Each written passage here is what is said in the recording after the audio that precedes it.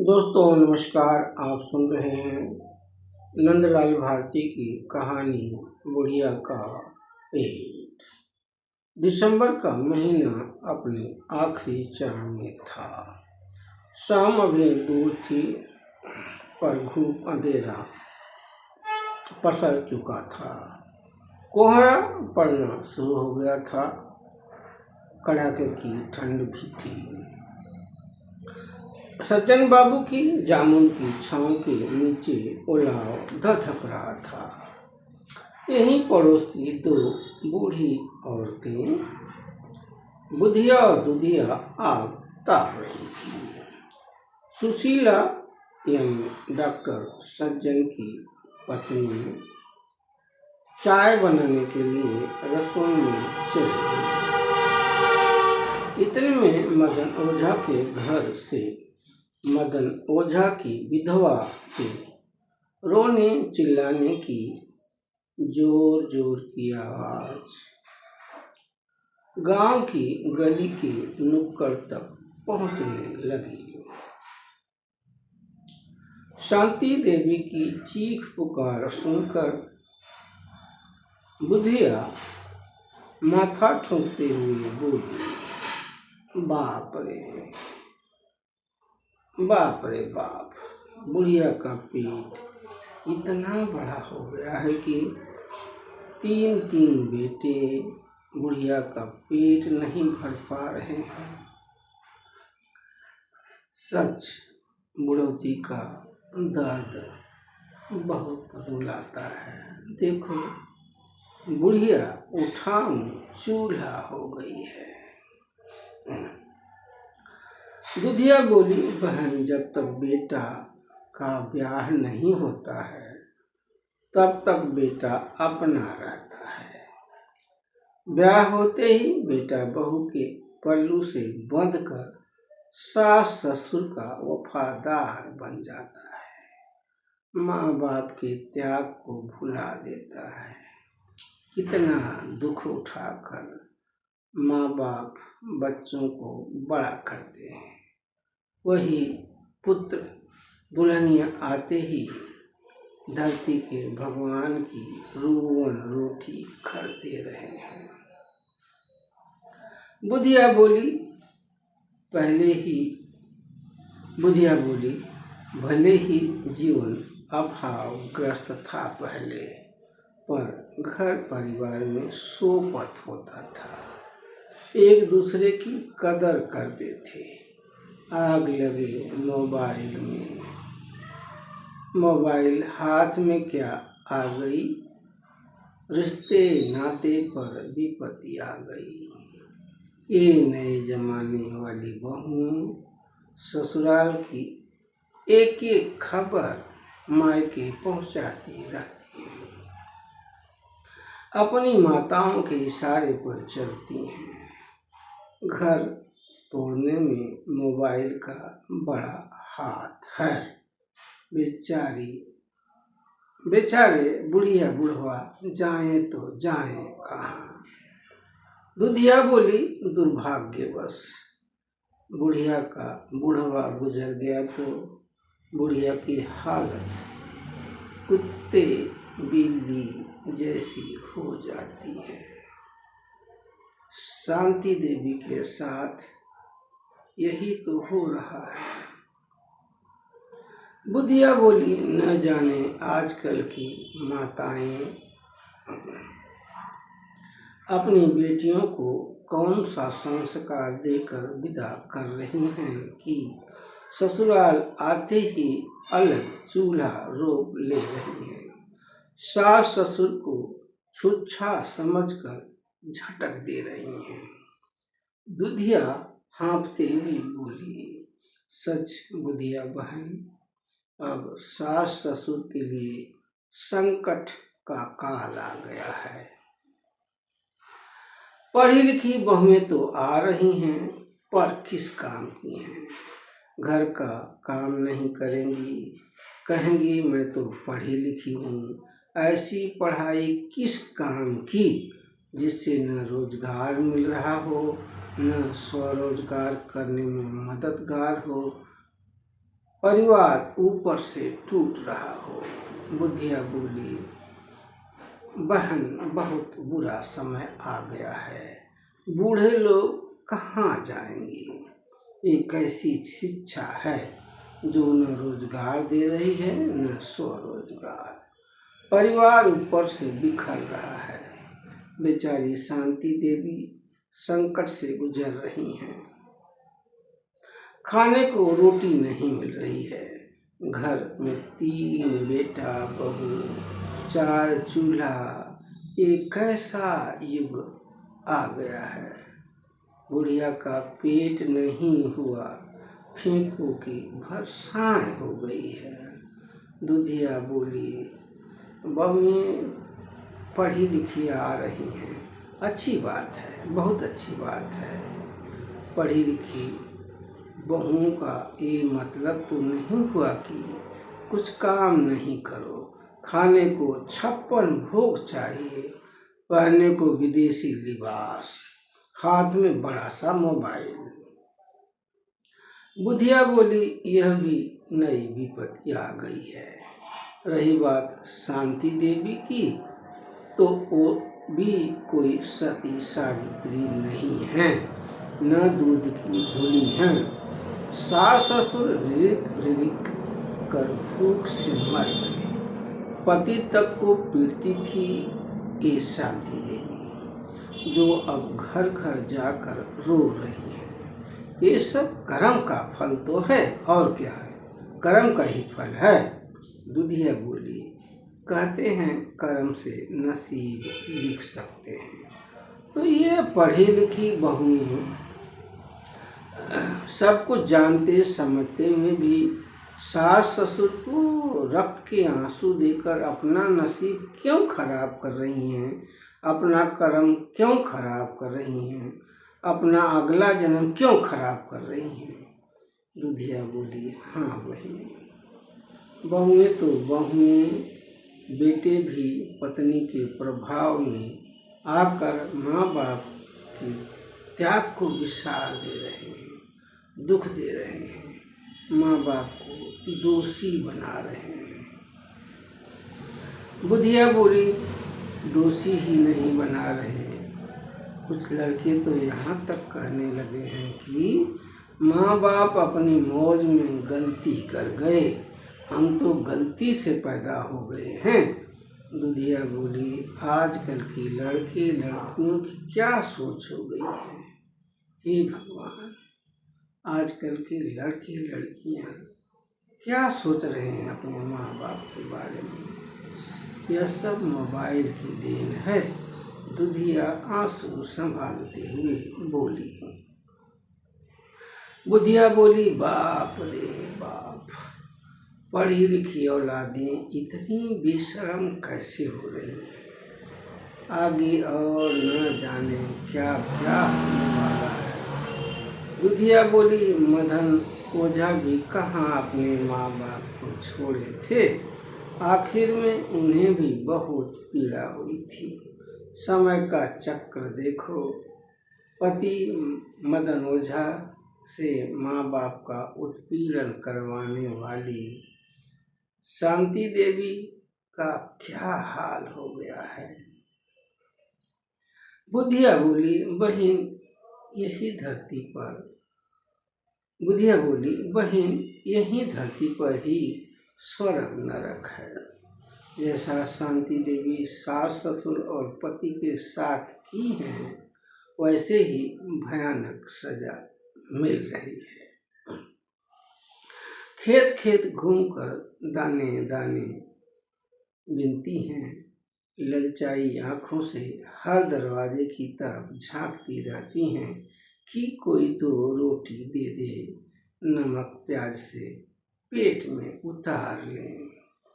दुधिया बोली, पेट की आग बहुत बुरी होती है, पेट की आग बहुत बुरी होती है, पर शांति देवी ने तो इससे बुरा सलूक की है। कर्म का फल तो मिलता है, जैसा कर्म किए हैं उसके हिसाब से फल कम मिल रहा है। उन्हें गलती का एहसास हो रहा होगा। अब ओझा भी याद आ रहे होंगे। बुधिया बोली, चिड़िया चुन गई खेत तो पछताने से क्या होगा। पति देव को लतिया देती थी, अब हो गई न रोम रोटी। जैसी करनी वैसी भरनी। बुधिया माथे का पसीना पूछते हुए बोली। दुधिया बोली, कल तो शांति देवी के लिए नरक के दुख का दिन था। बुधिया पूछी, ऐसा क्या अनर्थ हो गया था। दुधिया बोली, बेटवा बहू से शांति देवी का झगड़ा हो गया था। शांति देवी का मझला बेटवा सुखचरण चप्पल से मारने जा रहा था दौड़ाकर।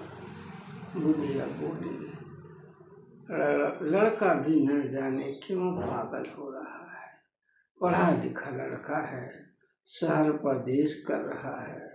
सुखचरण को तो बूढ़ी माँ की कदर करना चाहिए। दुधिया बोली, शांति देवी भी तो गंदी गंदी गालियाँ देती रहती हैं, आ गया होगा गुस्सा। बुधिया बोली, गुस्सा पाप तो है, पर शांति देवी अशांति देवी हैं, कोई भली तो नहीं है।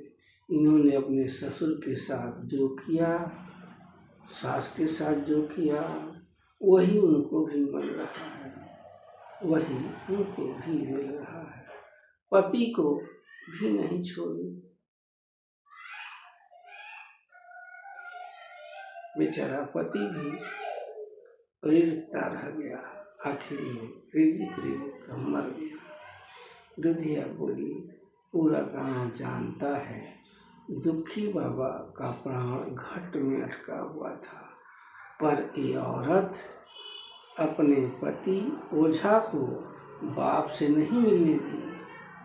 अंधी सास तड़प तड़प कर मर गई, 2 रोटी मुयस्सर नहीं हुई। वो सब बद्दुआएं कहाँ जाएंगी।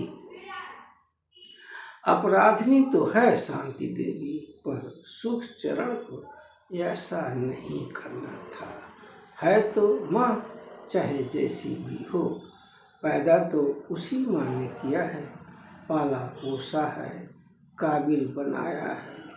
बुधिया बोली। दुधिया बोली, बात तो तुम्हारी सच है बहन, शांति देवी का कर्म खराब है, पर ये पढ़ी लिखी बहुएं और बेटा अपने कर्म क्यों खराब कर रहे हैं। उनके बच्चे भी तो देख रहे हैं, वे भी तो यही दोहराएंगे।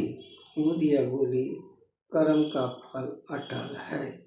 मेरी अजिया सास अच्छी सास नहीं थी, अंग्रेजी हुकूमत की जेलर थी, अपनी बहू की बहुत दुर्दशा करती थी और अपने बेटे से भी शिकायत करती थी, यानी मेरे ससुर जी से। वे भी माँ की बातों में आकर बहुत मारते गरियाते थे। गमखोर मेरी सास कभी बुढ़िया का अनादर नहीं की, न ही पति परमेश्वर का। लोग बताते हैं मेरी अजिया सास को बहुत शारीरिक पीड़ा हुई थी, पर मेरी सासू माँ ने बहुत सेवा किया था, जिसका फल सासू माँ को मिला। हमारे परिवार की तरक्की सास ससुर के आशीर्वाद का फल है। माँ बाप की दुआएं फलित होती हैं। दुधिया आंसू गारती हुई बोली, तुम्हारी सास ऊंची सोच वाली देवी जैसी थी, हर कोई ऐसा नहीं सोच सकता। मदन ओझा के तीनों बेटे कामचरण, सुखचरण, जयचरण पढ़े लिखे हैं, बहुएं भी पढ़ी लिखी हैं, परंतु बहुएं संस्कारहीन माँ बाप की बेटियां हैं।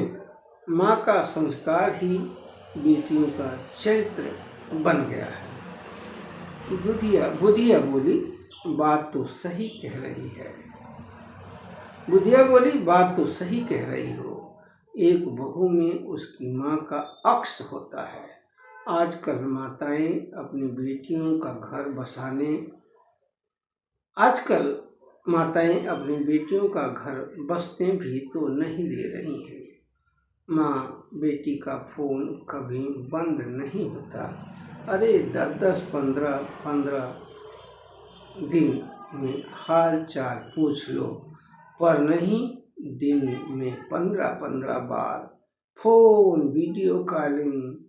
इसी का नतीजा है घर घर में कलह। और दुधिया, तुम क्यों आंसू गार रही हो? बुधिया पूछी। दुधिया बोली, शांति देवी के आंसू नहीं देखे जाते। मेरी बहू शांति देवी की बहुओं के रास्ते चल पड़ी है। पति के साथ मारपीट कर, उसकी कमाई लूटकर ठग माँ बाप के प्रति अपना फर्ज पूरा कर रही है।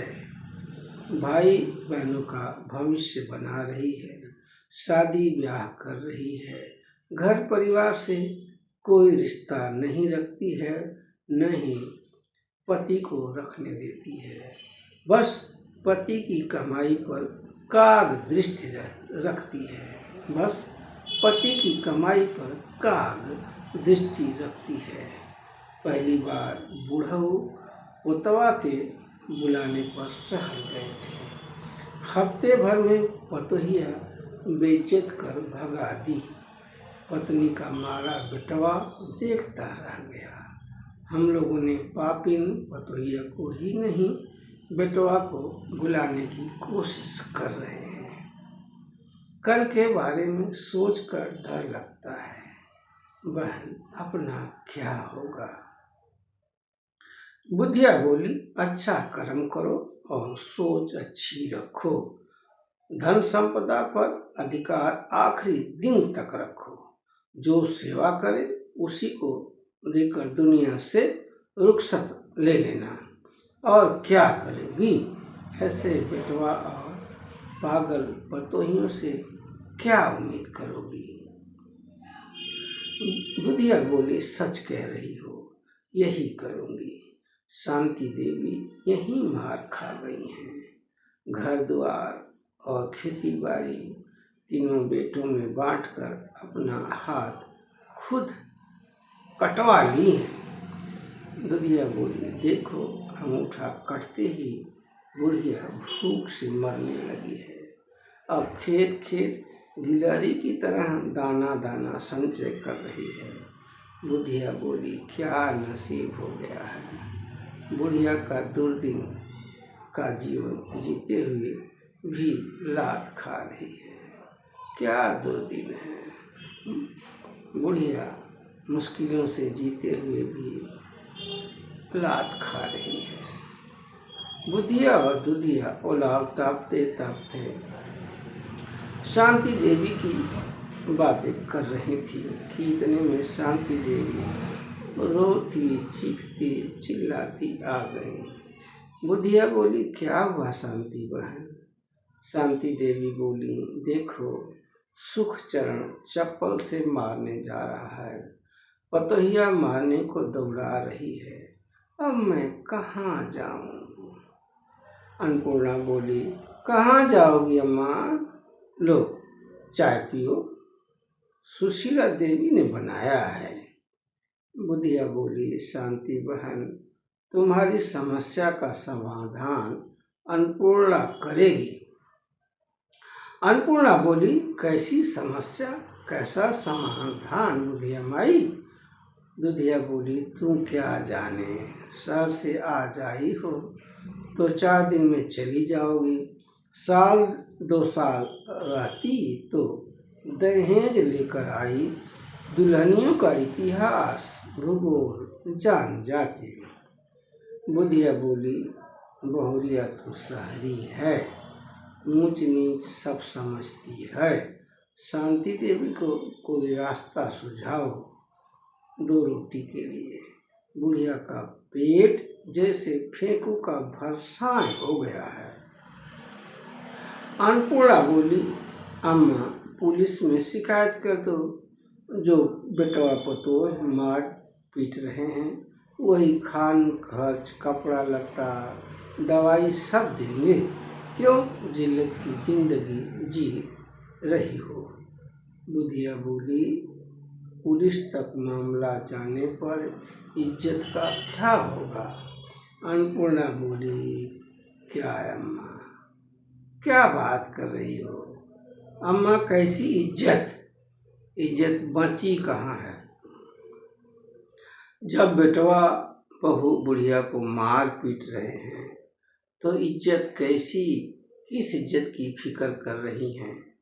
अन्नपूर्णा की बात सुनकर शांति देवी रोते हुए बोली, बिटिया पेट सबका होता है, मेरा भी पेट है, पर मुझ बुढ़िया का पेट इतनी बड़ी वर्षाएं हो गया है कि 2 रोटी के लिए तरसना पड़ रहा है। तुम्हारे घर की कृपा पर जिंदा हूँ।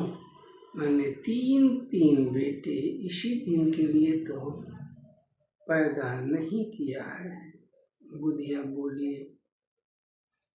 कौन माँ बाप अपने औलाद से ऐसी उम्मीद कर सकता है। अन्नपूर्णा बोली, अम्मा पुलिस केस मत करो, गांव की पंचायत तो बुला सकती हो। बुधिया और दुधिया एक सुर में बोली, अन्नपूर्णा बहुरिया तो ठीक कह रही है। अन्नपूर्णा बोली, शहर होता तो अनाथाश्रम पहुंच जाती, पर गांव में तो पागलों की तरह दर दर भटकना पड़ेगा। अम्मा गांव की पंचायत में फैसला हो जाएगा। शांति देवी बोली, बहुरिया यही करती हूँ, कहते हुए उठ खड़ी हुई। अन्नपूर्णा बोली, अम्मा देर रात हो गई है, अब 2 रोटी खा कर जाओ, आराम करो, सुबह पंचायत बुला लेना।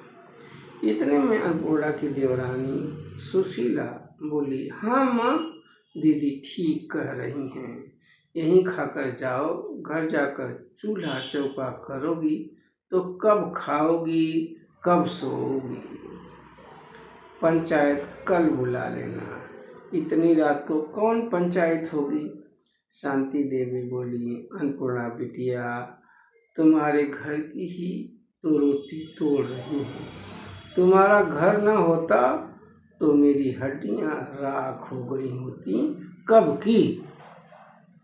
अन्नपूर्णा बोली, सास ससुर का आशीर्वाद है, 2 रोटी खा लोगी तो कोई कमी नहीं होने वाली है, खा कर जाओ अम्मा, आराम से सो जाना। दुधिया और बुधिया एक सुर में बोली, अरे आज और खा लो, कल की बात कल पर छोड़ो, कहते हुए उठी और अपने अपने घरों की ओर चल पड़ी। दूसरे दिन सुबह शांति देवी घर घर जाकर पंचायत बुलाने की खबर दे आई। दोपहर में पंचायत बैठी। शांति देवी झुके कंधे, कांपते हाथ और सूनी आंखों से कब सब कुछ। शांति देवी झुके कंधे, कांपते हाथ और सूनी आंखों से सब कुछ बिना बोले बयान कर रही थी। पंचों के पूछने पर शांति देवी फूट फूट कर रोने लगी। न कोई शिकायत, न कोई बदले की भावना, बस इतना कहीं, पंचों सबका पेट होता है, मेरा भी पेट है, पर मेरा पेट मेरे बेटे बहुओं के लिए भरसाए हो गया है। 2 रोटी की जगह बेटवा पतोह का लात, थप्पड़, जूता, चप्पल तक खाना पड़ रहा है। मैं क्या करूं? पेट की भूख, बेटा बहुओं की गाली, दुदकार से अब तो कुएं में कूद कर मर जाने का मन करता है। पंचों, मेरा पिछला कर्म खराब था तो इस जन्म में भोग रही हूँ। आत्महत्या कर अगला जन्म नहीं खराब करना चाहती हूँ, इसलिए पंचों कोई रास्ता निकाल दो जिससे बेटवा बहू का लात खाने की जगह इज्जत की 2 रोटी खाकर चैन से मर सकूं। बस यही मेरी अंतिम इच्छा है। शांति देवी की गुहार सुनकर गांव के बूढ़े देवनाथ बाबा बोले, कामचरण, सुखचरण और जयचरण, तुम लोग अपनी माँ के साथ जानवरों जैसा व्यवहार क्यों कर रहे हो? शांति देवी के तीनों बेटों ने एक सुर में कहा, माँ चैन से जीने नहीं दे रही है। पंचों ने पूछा, शांति देवी, तुम्हारे बेटवा लोग क्या कह रहे हैं? शांति देवी बोली, पंचों, मेरे सींग तो नहीं जमी है, भूख से तड़पती रहती हूँ। 2 रोटी के लिए कुत्ते बिल्ली की तरह ताकना पड़ता है, 2 रोटी भी नहीं मिलती। मैं खुद बनाने लगी थी, अब मेहनत मजदूरी तो होती नहीं, क्या खाऊं, कैसे जीऊं? ओझा मर गए तो क्या मैं लावारिस हो गई हूँ? देवनाथ बोले, 3 बेटे, खेती बाड़ी है, तुम लावारिस कैसे हो सकती हो? शांति देवी बोली, पंचों, मैं बूढ़ों के मरने के बाद लावारिस सचमुच हो गई हूँ। पंचों, मैं मान लेती हूँ मेरी गलती है, अब से कोई गलती नहीं होगी, नहीं करूँगी, बस मुझे जीने खाने का इंतजाम करवा दो। देवनाथ बोले, नालायकों, सुने, बुढ़िया खुद अपराध कबूल कर रही है, अपनी गलती मान रही है, तुम लोग क्या चाहते हो? बुढ़िया कुएं में कूद कर जान दे दे। अरे कुपूतों, ये बुढ़िया कितनी बुरी क्यों न हो, है तो तुम्हारी माँ, इसी ने 9 महीना पेट में रखा है, तुम्हारी सासुओं ने नहीं। अब तुम पत्नी वाले हो गए हो, सास ससुर वाले हो गए हो। अरे कुछ तो शर्म करते ससुरों, बुढ़िया को लावारिस बना रहे हो, चुल्लू भर पानी में डूब मरते। स्वामी सिंह बोले, बुढ़िया ने इतना बड़ा तो अपराध नहीं किया है कि तुम लोग उसी के घर से उसे उठाकर सड़क पर फेंक रहे हो। तुम लोगों ने सुना होगा कि तुम्हारे खानदान की एक बुढ़िया माँ के साथ ऐसा ही उसके बेटों ने किया था, जानते हो? पंचायत ने क्या दंड दिया था? इतने में गांव वाले चिल्ला चिल्ला कर कहने लगे, पंचकलत्ती, पंचकलत्ती, पंचकलत्ती। देवनाथ बोले, शांति रखो, इतनी जल्दी क्या है, बच्चे हैं, समझ जाएंगे।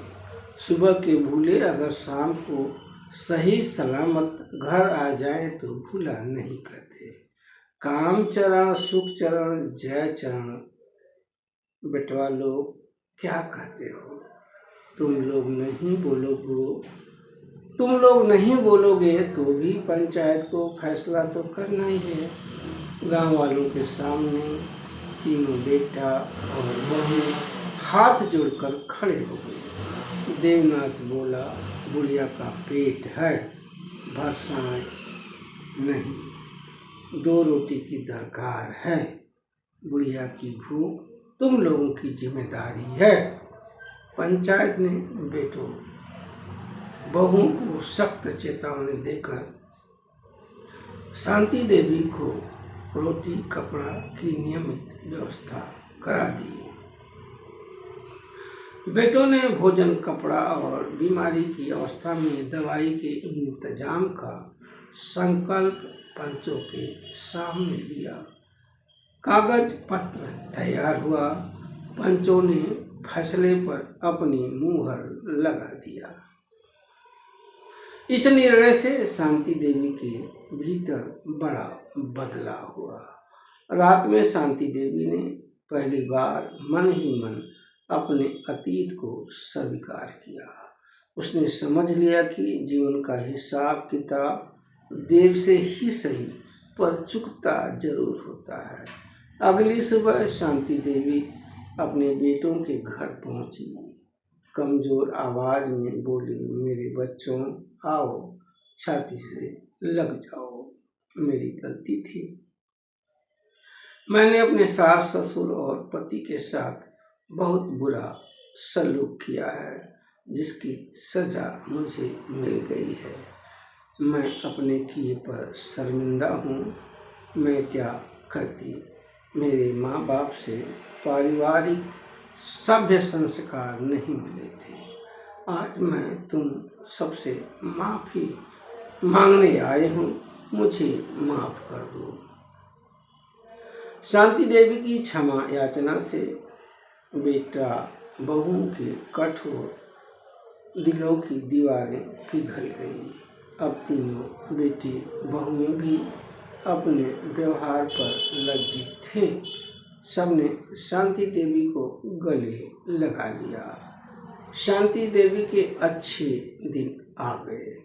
शांति देवी के साथ बुरा सलूक होना बंद हो गया।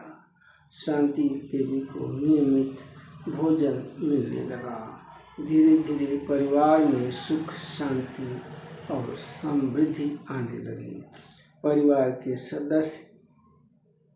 के सभी सदस्य प्रेम से रहने लगे। बुढ़िया का व्यवहार बदलते ही घर में बुढ़िया को सम्मान मिलने लगा। कब्र में पांव लटकाए शांति देवी हंसी खुशी से रहने लगी। जो बुढ़िया शांति देवी भूखे पेट औलादों को बद्दुआएं देती थी, वही बुढ़िया इज्जत मिलते ही और पेट भरते ही दुआएं दे रही थी। दोस्तों, आप सुन रहे थे नंदलाल भारती की कहानी बुढ़िया का पेट। इस कहानी के बारे में कमेंट जरूर करिएगा। दोस्तों, कृपया चैनल को सब्सक्राइब कर लीजिए। आपका